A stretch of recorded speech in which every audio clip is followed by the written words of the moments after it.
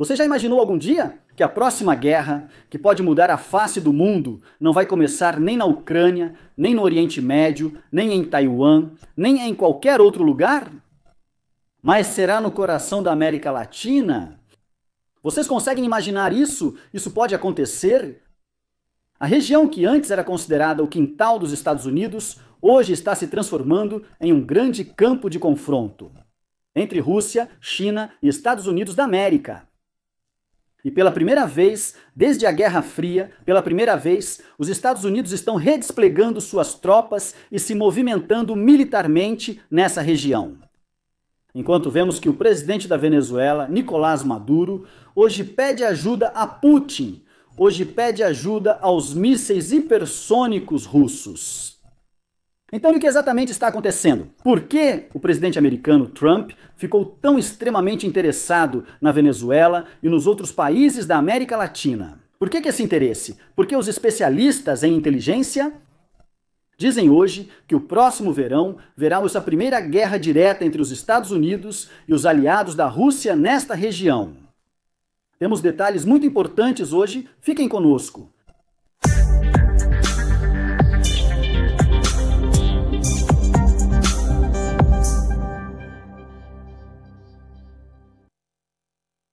Prezados telespectadores, que a paz, misericórdia e bênçãos de Deus estejam com vocês. Bem-vindos a mais um encontro da série Opinião de hoje, se Deus quiser. Prezados telespectadores, dedicamos este episódio a essa guerra que hoje se aproxima com força na região da América Latina. A guerra sobre a qual todos os indicadores apontam que está muito próxima, devido a esses preparativos americanos que a região está testemunhando. Mas antes disso, antes de entrarmos nesses detalhes, há um conjunto de informações muito importantes que, antes de tudo, todos devem conhecer, para que possamos entender exatamente o que está acontecendo nessa região. Hoje está muito claro que o presidente americano Trump ficou muito feliz. Por que eu digo isso? Porque recentemente ele conseguiu vitórias, obteve resultados muito importantes nesta região, a América Latina. Hoje, por exemplo, a última dessas vitórias foi só nesta semana, quando o presidente argentino Javier Milei conseguiu uma vitória importante nessas eleições parlamentares que aconteceram na Argentina.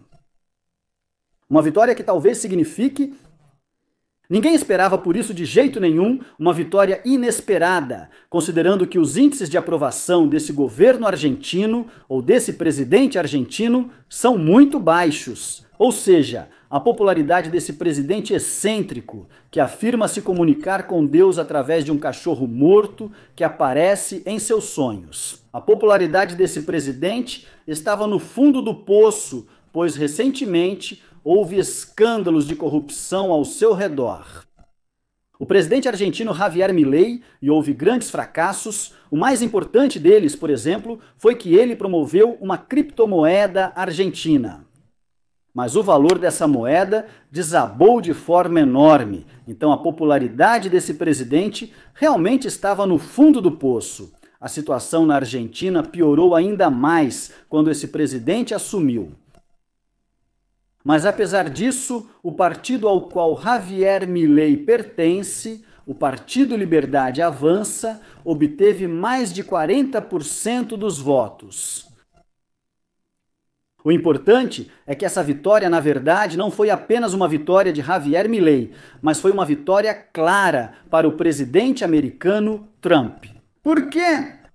Considerando que Milei é um político de direita, conservador, pertencente a um partido de direita, conservador, que basicamente enfrenta. Hoje, dentro da Argentina, ele enfrenta os esquerdistas, enfrenta as velhas elites que são chamadas, na Argentina, de peronismo ou peronismo. Esse peronismo que tende para o bloco oriental, para a Rússia, China e assim por diante. Então talvez alguns hoje se perguntem se Javier Milei está popular hoje, como ele alcançou isso? Ter sucesso nessas eleições? Com esse número de votos que ultrapassa 40%. Como isso aconteceu? As eleições foram filmadas? Ou o quê? Na verdade, os Estados Unidos, antes das eleições, cerca de 2 semanas antes, fez uma promessa muito grande para este país. Estados Unidos. Ela disse que se ele ganhasse, este partido é o partido de Javier Milei nestas eleições. Então os Estados Unidos vão oferecer 20 bilhões de dólares para a Argentina. Até que o câmbio da moeda local argentina, o peso, se estabilize. Essa moeda desvaloriza há 5 anos e segue caindo. Após o dólar americano atingir 120 pesos argentinos em 2020, há 5 anos, hoje, um dólar americano vale mais de 1.400 pesos argentinos. Hoje, a única coisa que Javier Milei conseguiu, quando se tornou presidente da Argentina, foi que ele conseguiu em reduzir a taxa de inflação na Argentina. Essa taxa caiu de 200% para 30%, o que de fato é uma conquista importante, mas não é suficiente para os argentinos. Por isso, Trump disse que dará à Argentina 20 bilhões de dólares para garantir a estabilidade de sua moeda local. Mas com uma condição. Qual é essa condição? A condição é que esse partido tenha sucesso. Se esse partido no poder tiver sucesso, nessas eleições parlamentares, isso em primeiro lugar. Em segundo lugar, Trump fez outra promessa. A segunda promessa foi que ele dará à Argentina mais 20 bilhões de dólares como investimentos. Então prestem bastante atenção, estamos falando de números enormes, especialmente para países como esses, para esses países em desenvolvimento.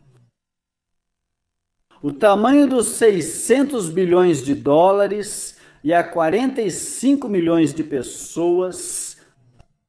Então, quando você fala de 20 bilhões de dólares em investimentos e outros 20 bilhões de dólares para apoiar a moeda local, é realmente tentador, especialmente porque esse país, como eu disse, tem sofrido muito nos últimos 5 anos.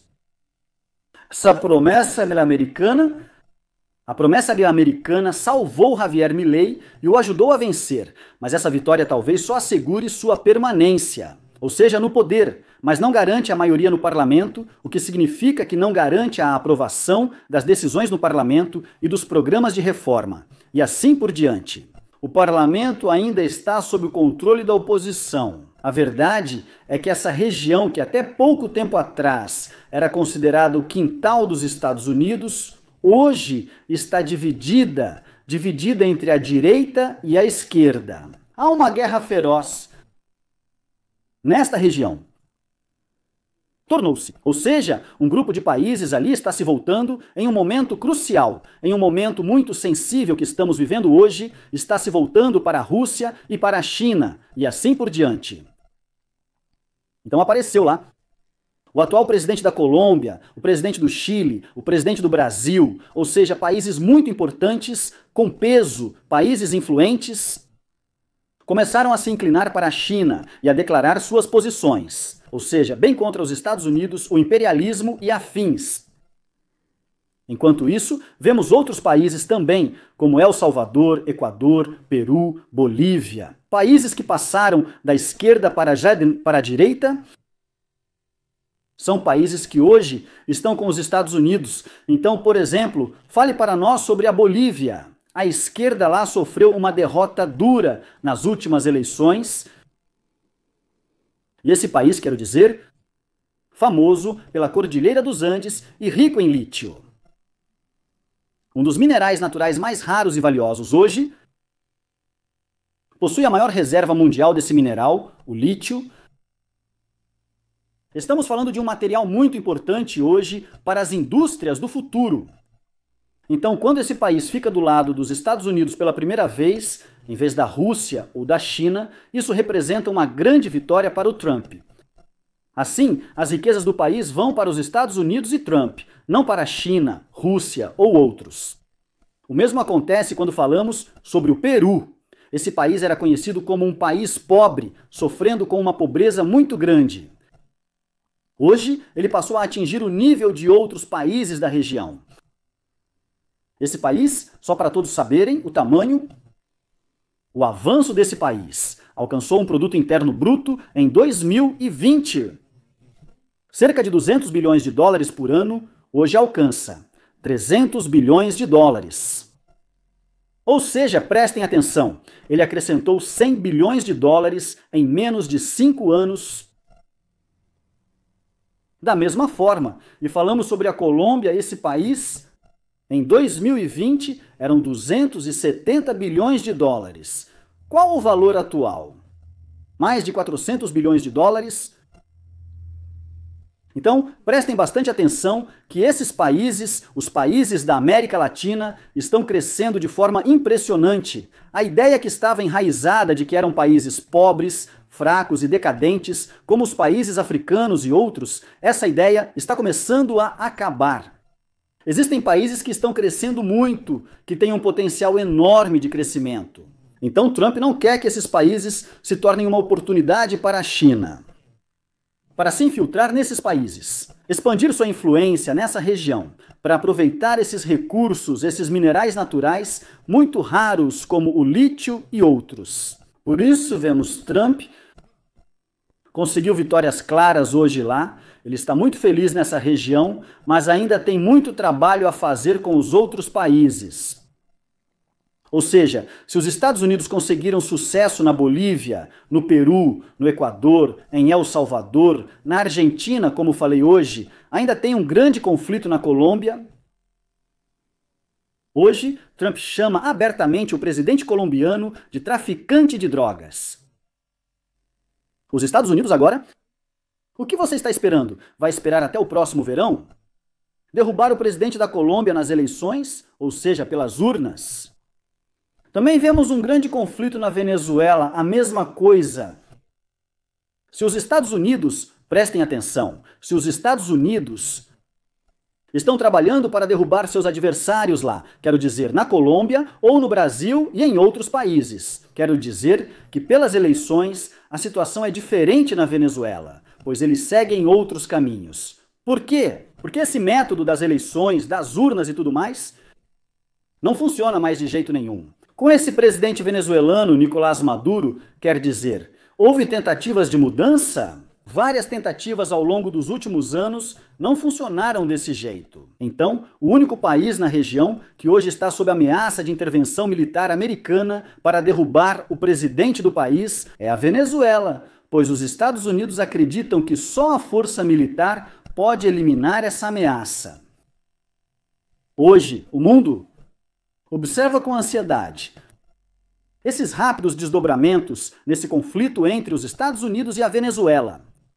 Após os movimentos militares suspeitos dos Estados Unidos na região, que realmente sugerem que em breve haverá uma intervenção militar americana na Venezuela. O presidente venezuelano Nicolás Maduro, o que ele fez? Ele enviou uma mensagem urgente para a Rússia, para a China e para o Irã, pedindo que fornecessem ao exército venezuelano vários tipos de armas, como mísseis, radares, aviões modernos e assim por diante. Maduro enviou uma mensagem ao presidente russo Putin, dizendo que a Venezuela seria capaz de deter os americanos se recebesse ajuda na Rússia. E hoje, a Rússia respondeu a ele, respondeu oficialmente, ou seja, através de uma declaração oficial feita pela porta-voz do Ministério das Relações Exteriores da Rússia. Zakharova disse que está pronta para fornecer todas as armas à Venezuela. Hoje, alguns especialistas russos, o que eles dizem? Disseram que a Rússia talvez envie para a Venezuela um carregamento de mísseis hipersônicos Orishnik. Isso é possível? Claro, ninguém hoje pode confirmar isso, mas de fato, se a Venezuela receber esses mísseis, todas essas atualizações americanas vão acabar. Por quê? Porque nesse caso, Maduro teria uma arma de dissuasão perigosa que ameaçaria todos os interesses americanos na região, ameaçaria até o território dos Estados Unidos, como o estado da Flórida, o estado da Geórgia e até mesmo a capital, Washington. Os Estados Unidos hoje ameaçam com esses movimentos militares na região, enquanto a Venezuela se prepara, tomou medidas e fez contatos.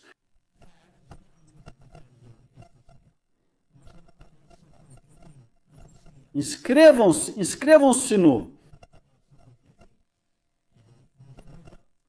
canal, inscrevam-se no canal, prestem bastante atenção a esse ponto, talvez seja também um ponto de dissuasão contra os Estados Unidos. Além disso, suas forças especiais e suas milícias também foram distribuídas em várias regiões da Venezuela.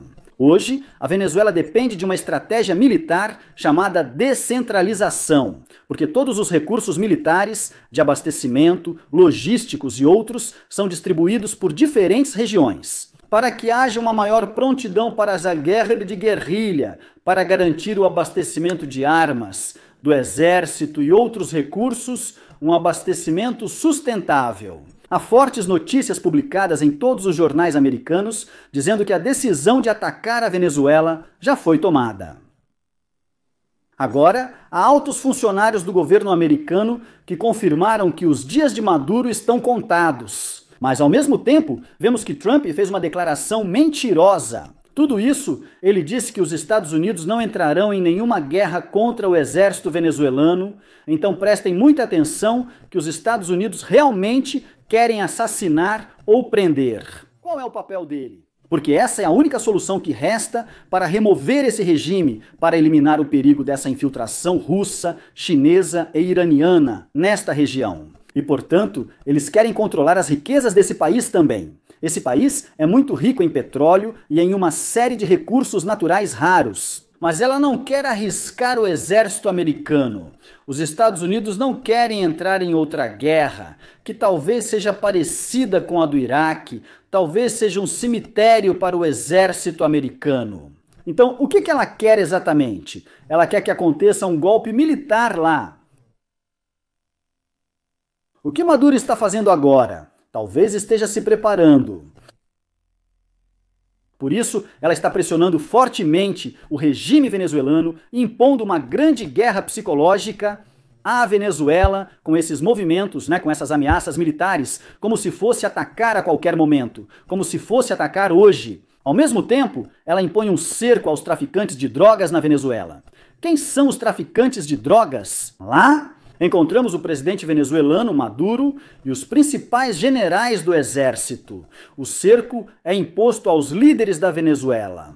Os Estados Unidos pressionam militarmente e tentam infiltrar aliados próximos de Maduro. Infiltram inteligência no exército, presidência, seguranças, entre outros. Do ponto de vista de inteligência, no final das contas, com toda essa pressão, querem chegar ao cenário final. Um golpe militar através do qual o regime é derrubado e ocorre o assassinato ou a prisão, de Maduro, seguido por um julgamento ao estilo do que aconteceu com Saddam Hussein no Iraque. Por quê? Isso para servir de exemplo para os outros líderes dos países da América Latina, mostrando que o que aconteceu com Maduro será o destino de todo aquele que se opuser aos Estados Unidos, que se opuser ao imperialismo e coisas do tipo. Prestem muita atenção aqui.